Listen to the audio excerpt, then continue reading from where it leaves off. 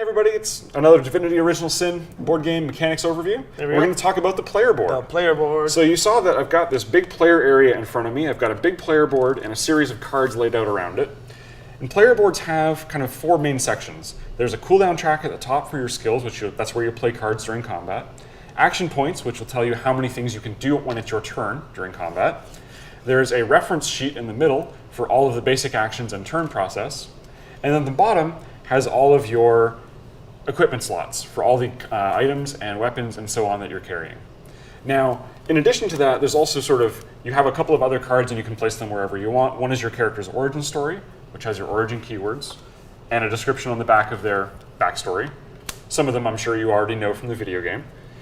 But in addition to that, the board itself is also opens because all of your stats in your save file is this player sheet. Yeah, this sheet here is our way of, it's like your save file, right? It's absolutely a save file. You can modify, you can write on it. We're going to give you a lot to play with. You can also print the PDF. Yep. And this is a lot more described when you check out our Chronicle video.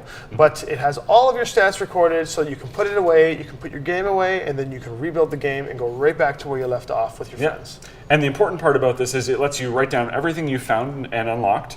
And it also lets you, the reason these boxes are intended to be erased and written in again is because as you level up, your stats are going to increase. You can choose you gain more hit points and you can put points into other stats.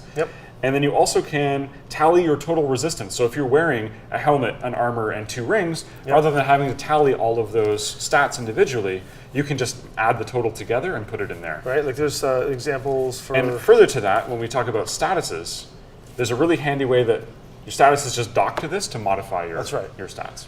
Very cool. So that's the player board. That's the player board.